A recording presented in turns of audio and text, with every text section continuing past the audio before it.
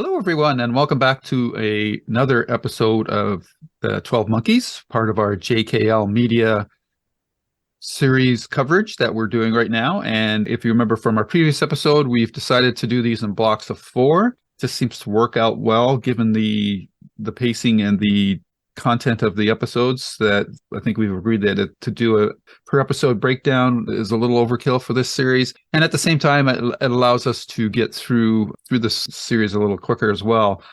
And I think that these last four episodes highlight that point quite well. But before we get into those, so let me introduce my fellow time traveling companions. Jesse.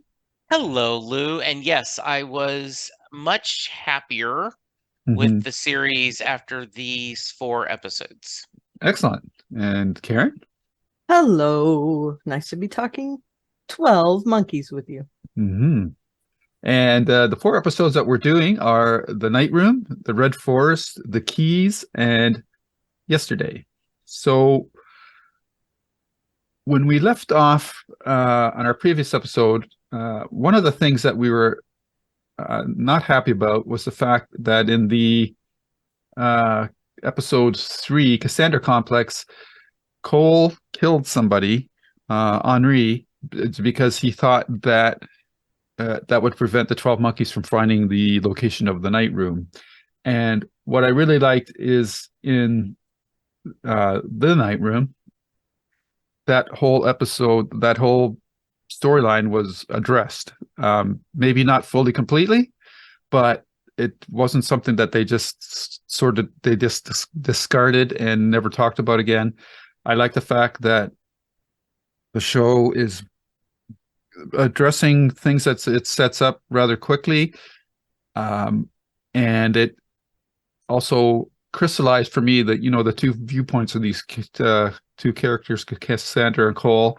She's about saving lives, and he's about I don't want to say eliminating lives, but his goal is about destroying the virus so that everybody that from his world can have a better future. So I really like the dynamic of that scene, and we'll start off with Karen. What did you think about that particular story point? Yeah, I think that they both are into saving lives. I just think they do it in different ways. The environment he was brought up in, I mean, the virus was around the whole time. He was born into that world. And so he talks about it in the episode Yesterday that, when Cassandra confronts him about Henri, was it Yesterday? I'm not sure. Anyway, whichever of these four, I watched them all at the same time. So whichever of these four episodes was the one that he was confronted about it. He does have a valid point that in order to do what he has to obtain this goal of saving millions of lives, if he has to kill a couple people, so be it. And I think he could have done better explaining about why he killed Henri, but I think he just made an overall statement about it. He could have said, I was doing it to protect him, or I was doing it because if they knew he knew about it, they would have tortured him. He could have actually explained that to her, and I think she would have understood more. Not that she would have liked it, but I think she would have understood more that he was not only doing it to further his goals, but there were also benevolent reasons for doing it. He didn't want him to be tortured and taken and, all that, which he would have been. I mean, if once they found out about it, he would have been taken and tortured. So I did like that she kind of understands his justification. She might not like it, but she understands that he is also trying to save lives, and that they both have the same goal in mind. And I mean, literally the same goal. He's trying to stop the virus where it starts, and her life is all about stopping viruses as well, as a virologist. So I thought it was a really nice parallel and showing how desperate his time is compared to hers, that, you know, Mhm. she can afford to take her time and try to find these cures, and he can't afford that.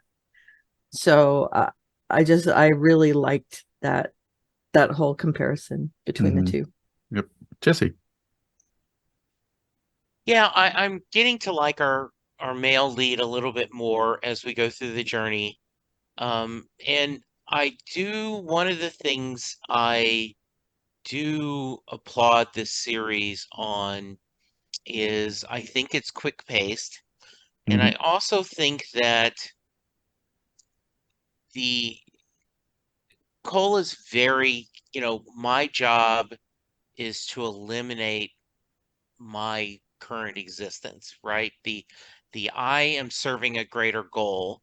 And so if I there is not a debate for him, one life versus millions, he goes to the millions immediately. Mhm. You know, um there's the great line in one of the Buffy the Vampire Slayers where they're in an alternate world where everything is horrible and they're gonna push it and they go, like, I wish I could remember exactly, but like, how do you know it's gonna be a world? And it says it has to be. Mhm. And so he is like, no matter what I do, it's gotta be better than where I'm at now. Right.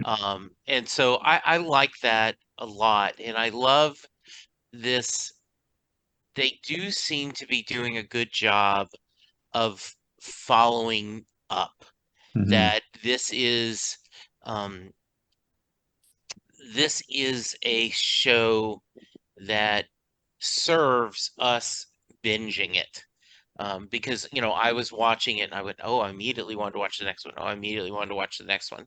And I stopped specifically because, or else I would have, I mean, because the next episode is uh it's not tomorrow, it's something Right. else. Yeah, It's tomorrow. It's yeah, it tomorrow. is. Yeah, so yesterday and tomorrow. Yeah, I'm really I'm on board. I was Mhm. lukewarm last time, going, yeah, this will be fine. This one I like a little bit more, and I see a little bit as they're getting their foot underneath them. They're, Mhm. that where this could be pretty interesting story. And I'm liking more of the characters in the present, Mhm. their present than, with the time traveling stories. Right. Yeah, I particularly I wanted to start with this episode with that particular story point because I thought that that might be something that you would glom onto, Jesse, because you've got reservations about Cole. Yeah, So I thought that was, oh, Jesse's going to like this scene. And I particularly like, yeah, when Cassandra says, look, well, you killed the guy and they still came here. Like they still found the night room. So you killed the guy yeah, for nothing, right? So I particularly like that beat. And I thought that was really nicely done. I still have some qualms about how Cassie, kind of waves off the fact that he killed the guy, especially a guy that she obviously had some feelings for. So yeah. that wasn't totally resolved, and maybe that will come in the future. But Hmm. I did like that. And the other thing I'm liking about the show that we're seeing over the course of these next batch of episodes is they're matching up characters that we normally in other shows you probably wouldn't get them having an episode with each other until like maybe in the second season kind of thing. So you're matching up like the Doctor, um, Katarina. I just love saying that name, by the way, and I Yeah. think she's really good in the show. She's actually my Yes. favorite character right now, and I'm really interested to find out her backstory. And I'm remembering glimpses of some of these episodes as we're going through it. I particularly remember the storyline with that Ramsey, Kirk Acevedo's getting. And I think he gets to show a lot more so far in this series than he got during his whole run when I saw him on Fringe. So that's been good as well. Um, and I'm sorry, I'm jumping around a little bit now, No, it's but okay. but the thing that I wanted to discuss next was it is specific to the mechanics of writing that the time travel mechanism gives a show. I really like I think it was the episode The Keys, or was it The Keys, where we have them chasing down the location of the virus to Chechnya, and then the next scene jumps to Cole being in Chesnia. So there's like, well, wait a minute. He just left them, and they were still trying to find out where it was going to actually take place, when this Operation Troy. And then we find out that he had already come back, and they had talked about this. So you set up this thing that they know back then what's going to happen to him in this week later, when he's actually physically on location. And Cassandra cannot tell him what's going to happen. So I particularly liked that story device in that particular episode. And I thought, and it was self-contained too, so you didn't have to wait for the payoff in the next episode. It happened within the same episode, which was pretty cool. So I'll throw it to you first, Jesse. I particularly like that whole quick little time travel subplot. What'd you think of that one? Yeah, I liked it a lot, and I love that. I am glad that the Cassie is Aaron, right? I think Noah, right? The Noah Bean's character, Aaron Marker, because of this, and once again, they're all kind of blending together, right? But he sees him splinter, he sees Cole splinter, and right. Seeing is believing, and now he's bought into this, the not conspiracy, but the idea that this is going on, and it is very timey-wimey that, okay, we can't tell, he's going to die. Because of the data we tell him, and right, you have to try to timeline this out. Okay, he comes back and they tell him, oh, you need to go, but they already know what's going to happen. So, yeah, no bleach. Oh, Jesse hung. Everybody hung. Oh, yeah, no, I'm here. Okay, there you go. Okay. Okay. So yeah, the idea that he was successful in stopping the virus from going everywhere. So if he wasn't there, would the virus have gone? I also, kind of jumping ahead maybe a little bit, I am chilled, yet I am chilled but not surprised that the government thinking, well, we can weaponize this, like nothing bad's gonna ever happen with something that this is deadly, right? We're gonna know. And the idea of the idea that we create our own monsters, like whether it's the nuclear bomb, whether it's automatic weapons, whether it's high-speed internet, whatever we create, right? Yeah. We create it with a good purpose, and sometime we just end up blanking it up. Yeah. And well, unfortunately, it wasn't a great purpose in this case. But no, yeah. On a slight nerdy tangent, it was great to see Steve McHattie in there, who I always think of as the blue collar version of Lance Hendrickson. So that was good to see him in this episode as well. Absolutely. Karen, what did you think about that whole can't tell Cole what's going to happen so we don't break the timeline? I have to admit, I got a little teary when she's on the phone to him. Yeah. And then when she talks to him in person and she realizes that's the conversation they need to have about, what's your place that you would go to. I was like, oh, it's the keys. I get it. Yeah. And I do, like you said, I love that it's self-contained in that one episode, that we don't have to go on a cliffhanger to see what happens to it. I think this show does that well. It's happened in almost every episode. Yeah. That we don't have to have this huge cliffhanger at the end of it. I like that they are confident enough in their storytelling that they don't feel like they have to hook you for you to come back. Yeah. Which is, it happens a lot in timey-wimey shows. Yeah, they also did it in the night room when Aaron and Cole went back to rescue Cassandra, and Yep. he couldn't get too close because his other version of himself was there as well, and Yeah, I that was like that they're fun. sticking to the rules too. Yes. That's good. A lot of times, again, a timey-wimey show doesn't stick to the rules.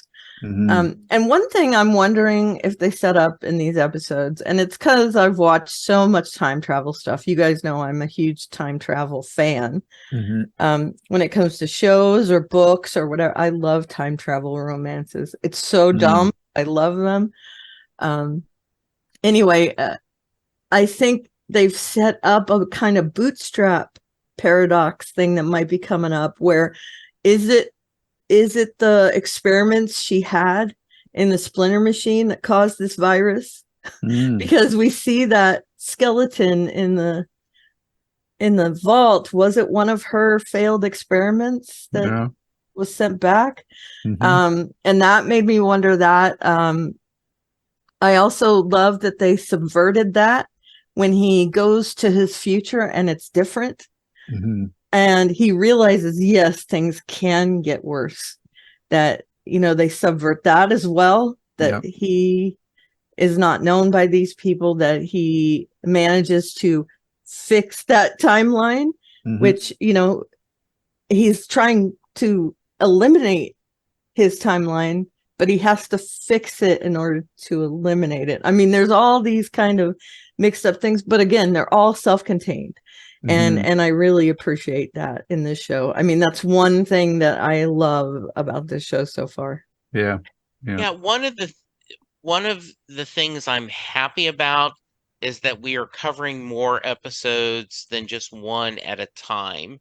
What I'm unhappy about is based on schedule, I don't get to rewatch the episodes. I usually Yeah. just go through one time. Yeah. And this feels like this would be really a rewatch would really add another layer to this. Yeah. Agreed. Yeah. And I'm not changing our thing. I'm just going, I can understand why people are passionate about this series because Mhm. I do think they are trying to do world building Yeah. and set things up. And, one of the last episodes, one of my complaints is I don't care about the Cole's present. I Mhm. don't care about them. And I compared to like on the Quantum Loop continuation, I cared about the modern times just as much. Right. Well, I have a little different feeling now. After Yeah. these 4 episodes, I do care about her. And I like the idea. And we have gotten to the point where there's the and I may be jumping ahead, right? Like we have to go to the past and fix it, Mhm. or we need to find a cure and move forward. Right. Yeah. Right. That Yeah. debate, I think, is a valid debate. I think Right. it's a really strong debate. Yeah. Absolutely.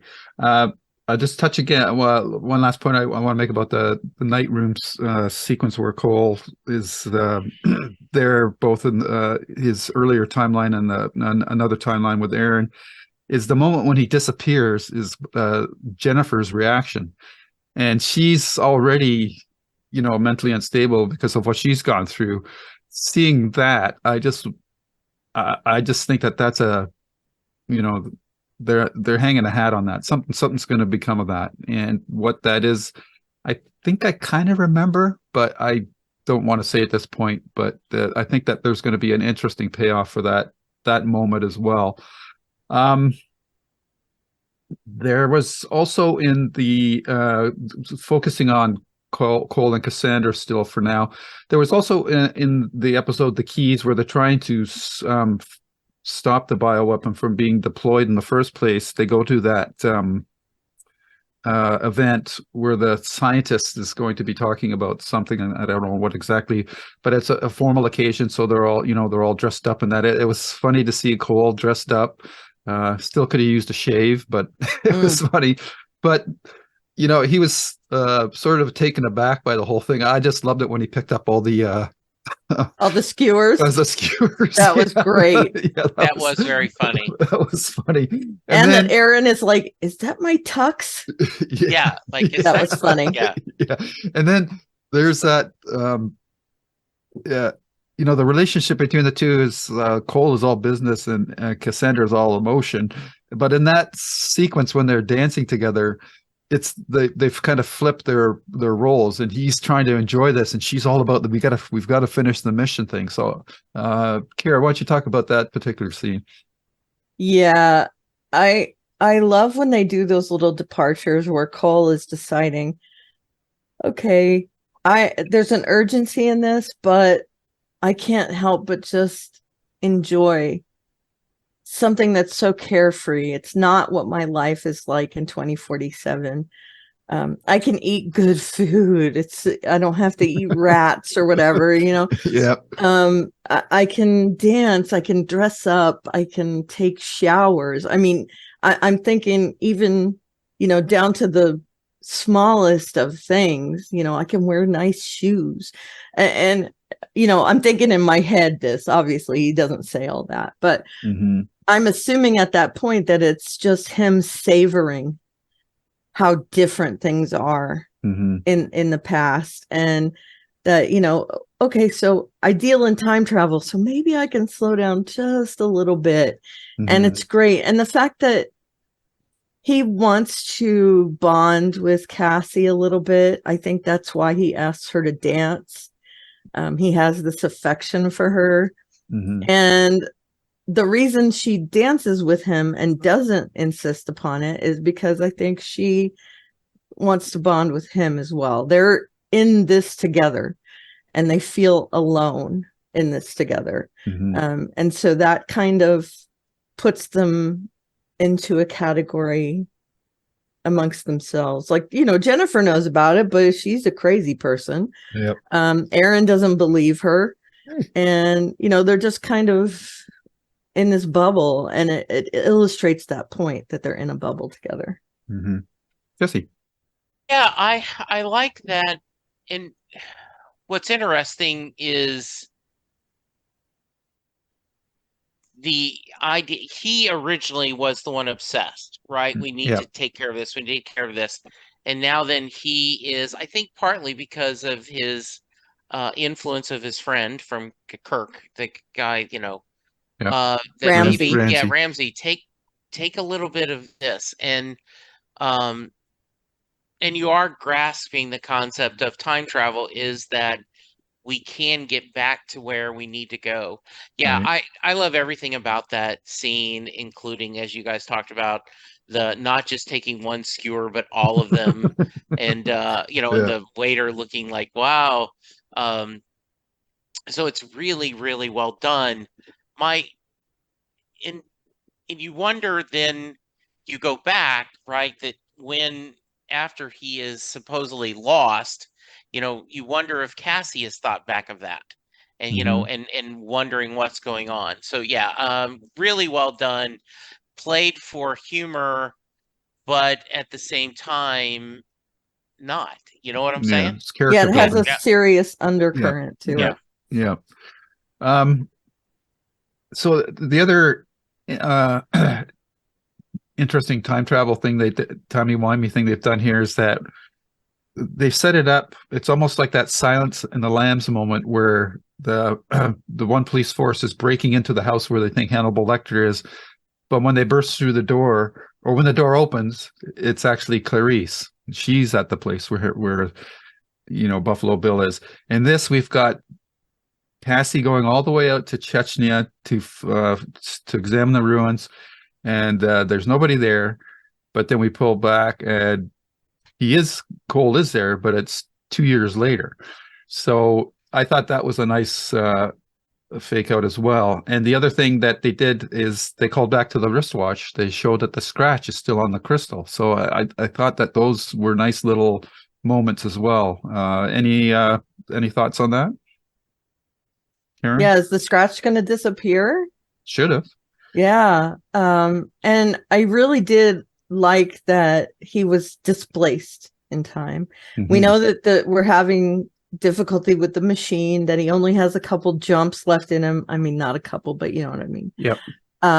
And the fact that he's in the wrong place, that they tried to pull him out and he only went 2 years. Mhm. that's super interesting, and that the virus was deployed. Yep. So he's failed in his mission, and that's also reinforced by showing the watch at Yep. the end that he did not Yeah. succeed in his mission. I like that scene where she shows up and she's gorgeous in that head wrap. I mean, Mhm. I was mooning a little bit, but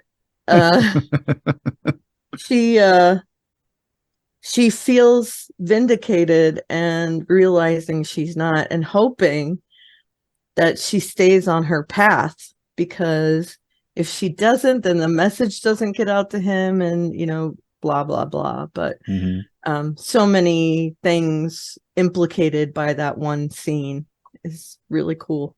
Mhm. Jesse. Yeah, I was wondering after the explosion happened, and by the way, really interesting,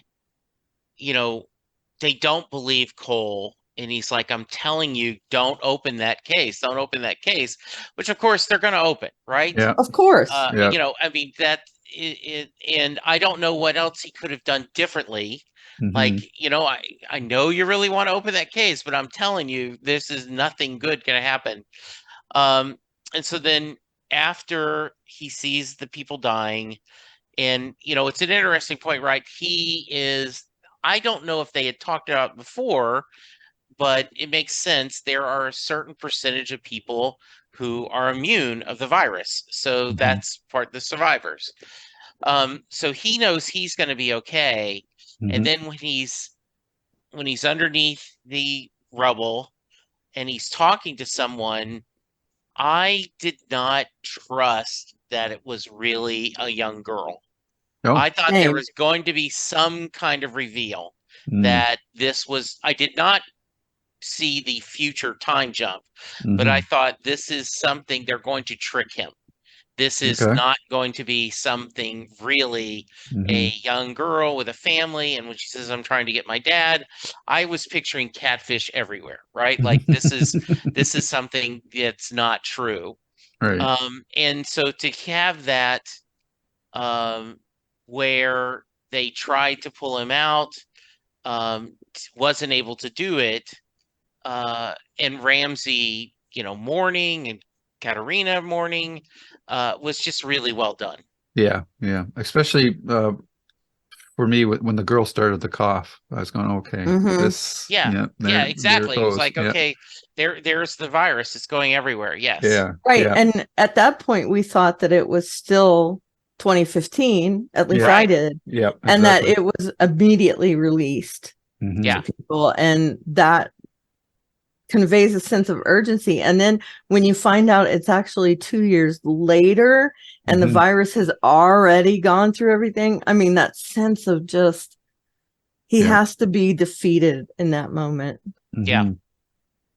And so I think we've covered what we'll call our time period pretty well. So we'll turn to the future, and I think this is where the show has progressed the most in establishing empathy for what's going on there. A lot of it has to do with Ramsey's character, with this discovery that his one true love or previous relationship is she's living at this other area that also maintains some sort of civilization, and finds out that he has a son. So that automatically, just really brings a lot of extra emotional context to the future stuff for us just through his character.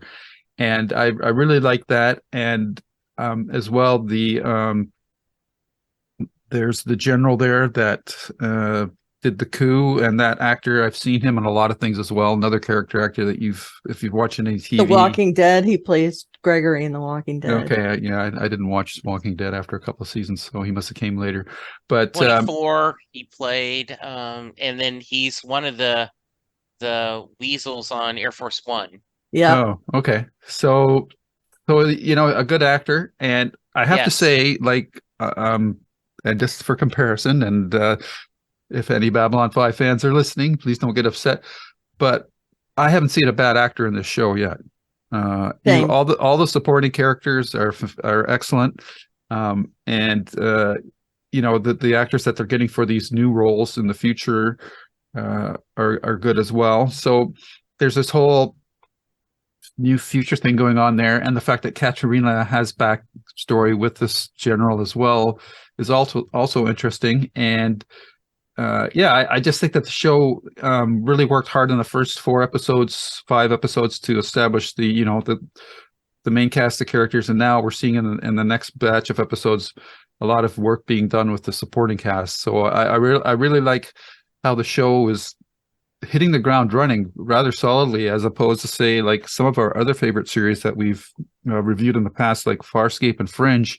They took like a whole season to get going, really. So I'm pretty impressed what they've managed to accomplish here so far. So Jesse, I'd like to hear your thoughts on that. I know you mentioned earlier that you were more invested in what's going on in the future as well. So your thoughts on the 2043 timeline? Yeah, I really am finding, I agree with you. Katerina is very interesting, as is, we've all talked about how much we love Ramsey. And the idea that, we've now established a couple of other groups in the future, or their current, right? There is this military operation. There is also this band of rebels that Cole and Ramsey were part of. Yeah. So I like the future. And Xander Berkeley, who is playing Colonel Foster, is just someone who's been just in a lot of great stuff.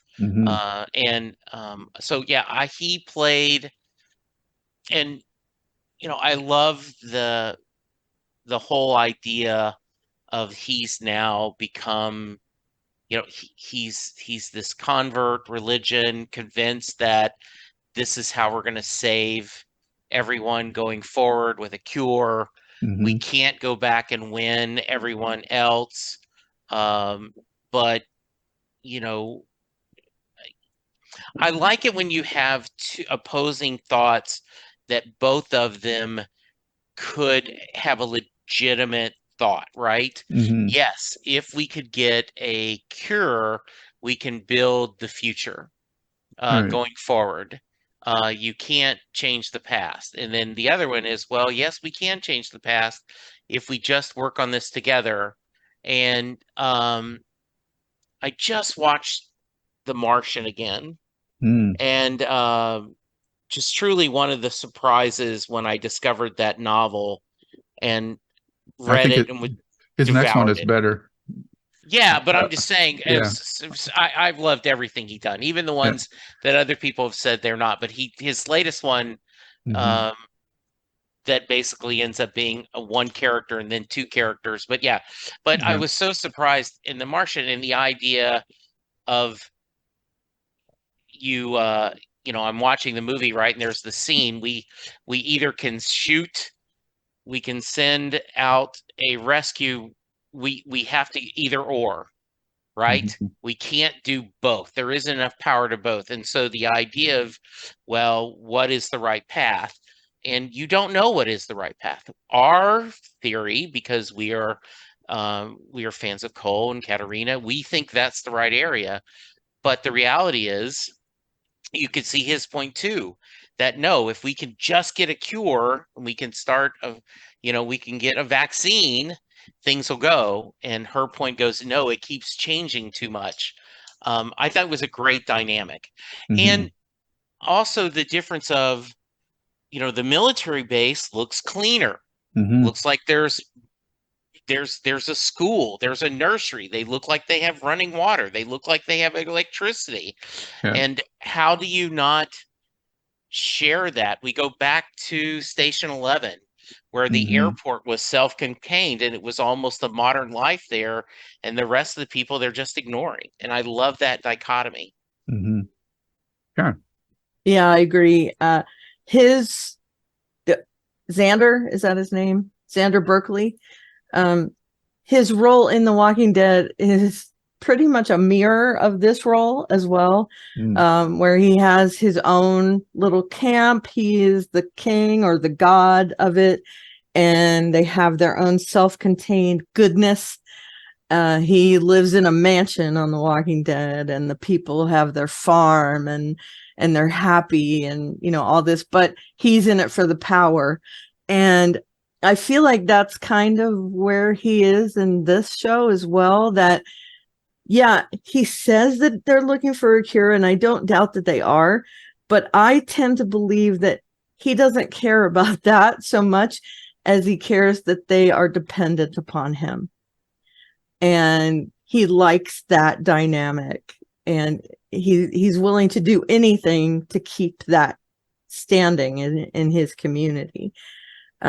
Especially since we know he actually engineered a coup in order to keep that standing. And I like that our security guard, Whitley, he has a connection.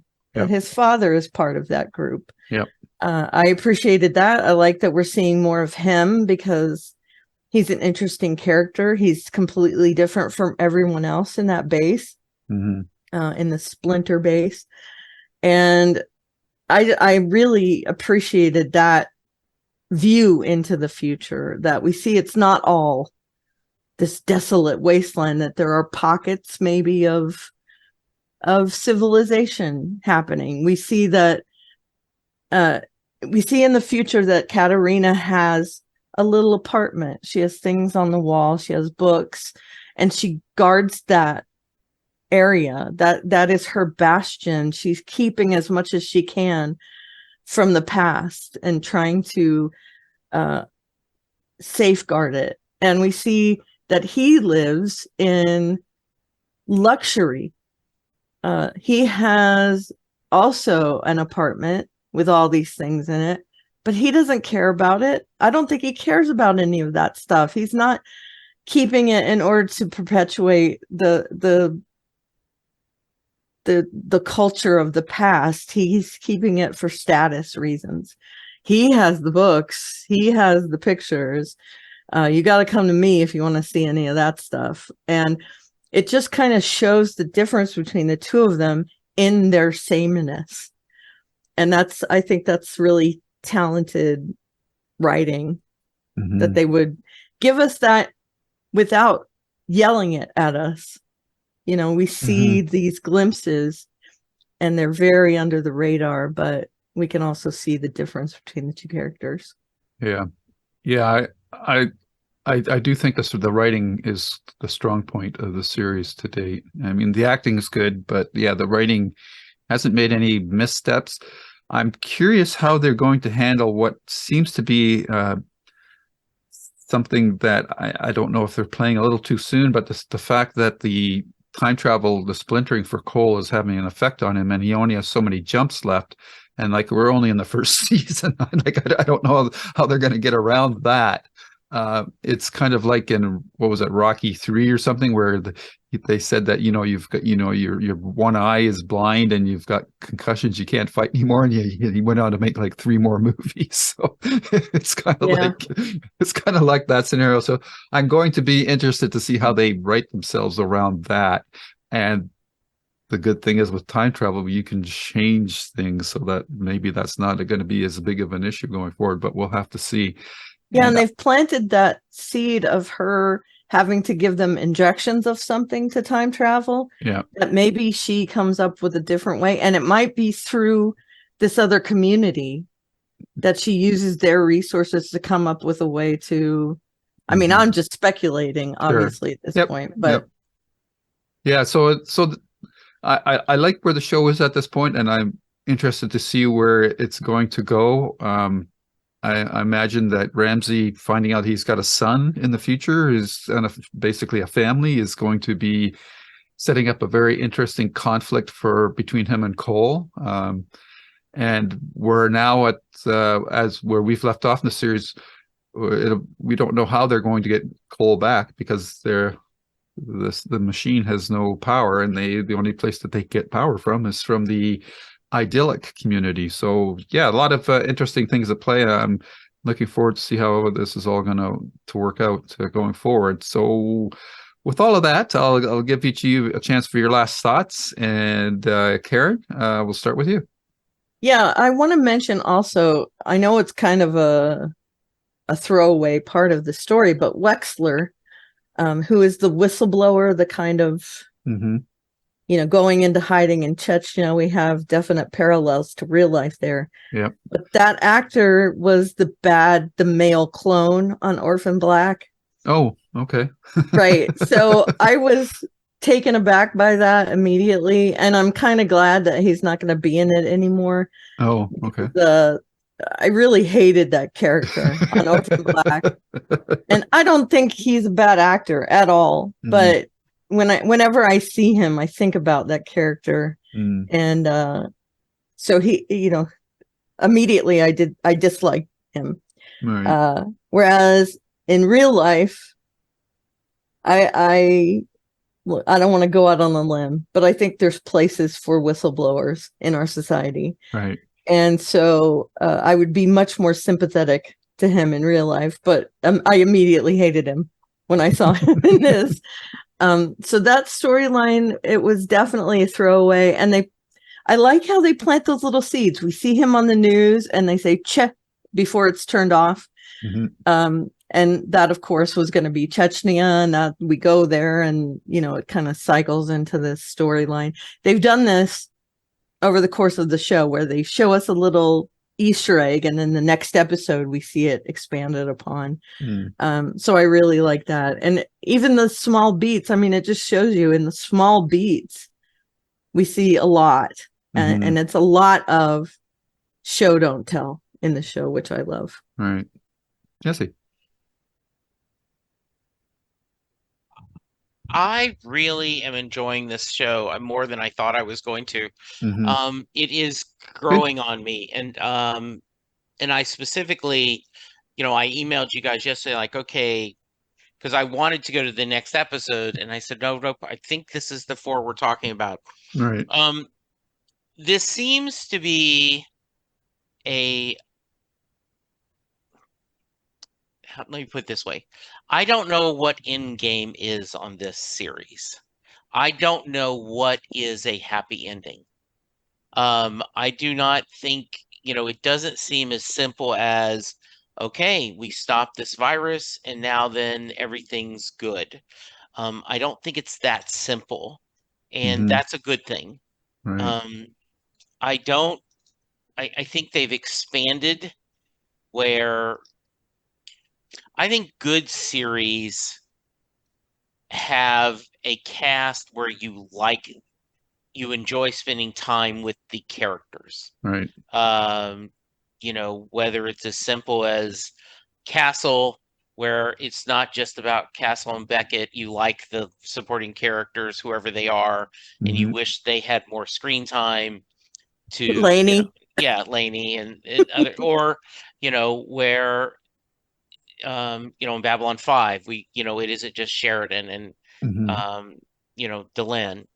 So I'm happy that they're doing this, and I like the backstory of, we find out that Katerina was part of this community and she went on her own. The idea, I don't know where they're going to go with this, but yeah, I'm enjoying it, and I think it's really, really. I'm glad we're going through this. I was okay the first time. This time, I'm much more on board. And as I said, I think this is something similar to Farscape, that repeated viewings would add other layers to it. Absolutely. I totally agree. And the other thing that we haven't touched upon yet that I'll just mention briefly here is that the show is also still laying new tracks for other things. We've got this whole Red Forest thing going on, plus this mention of The Witness, which we've only seen in silhouette. So that'll be interesting to see where those two elements play out going forward as well. That's creepy. Yeah. And she kind of puts me in the mind of like a Borg Queen character. Yeah, she was on Battlestar Galactica. I'm pretty was sure. I'm pretty sure she was like one of the senators or maybe a news reporter or some, but she might even been a Cylon. I can't remember now, Well, but she's super creepy. yeah, I've Which seen her. I've seen you before. which character? The one, the lady with the short dark hair, who's there Oh, yeah. when Cassie's getting taking the drug, and she's talking her through seeing the Red Forest and that. So She's called the Striking Woman. is she? Well, she is Yeah, striking. that's her. Yeah, she Cool. is very striking. Yeah, yeah.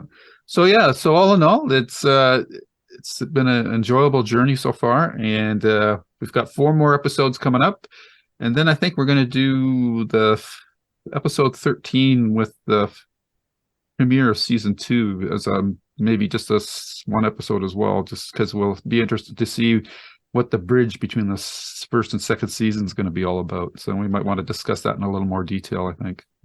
Yeah, I think that's We'll a see. good plan. Yep. Alrighty. Any last words? Are we all good? We are All good. good. Awesome. All right. So next episode, we'll be talking about episodes 9 through 12, and that's titled Tomorrow, Divine Move, Shonen, which we've had some references to a certain time period about in Tokyo, and Paradox. Oh, wow. It didn't take long for that to show up. No, nothing seems to take long, which is I think it's a great thing. Yep. Yeah, you mentioned that others. It does seem like they are going through storyline quickly Mhm. with confidence that we've got plenty of story to tell, so we don't need Yep. to drag this out. Yeah. And that's always a good thing. Yes, absolutely. Alrighty, so that's it for this episode, folks. And if you want to reach out to us, I'm going to get my 2 partners to tell us how to do that. And I'll start with you, Jesse. Yes, you can email us at jklb5podcast@gmail.com.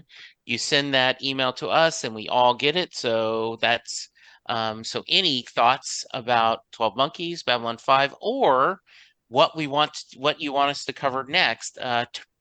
Currently, we have penciled in Watchmen, the HBO miniseries, but we are always open to feedback on what you would like us to cover. I am at Jesse Jackson DFW on Twitter. You can find Jesse Jackson on Facebook, and you can hear me talk about Doctor Who on Next Stop Everywhere, and John Hyatt on Perfectly Good Podcast, and of course Set Lusting Bruce, where I am talking about all kinds of things Bruce Springsteen. Karen? I am at Aliveria on various social media, and my blog is aliesstuff.com, at which you can find a bunch of links and interesting things. If you're into reading romance novels, there's a lot of stuff there. And I am on YouTube at Lose Reviews, where you'll find the Babylon 5 podcast, the JKL Media podcast, where we're doing this one, 12 Monkeys, as well as a writer's podcast interview and a Stephen King podcast. And on Twitter, I'm at Lou W. Sitzma. So with that, the time machine has been shut down, and we're all going to go back to our normal timelines and reconvene next week to talk about this all over again. So until then, take care, so long, and bye-bye. Bye. Bye. And scene.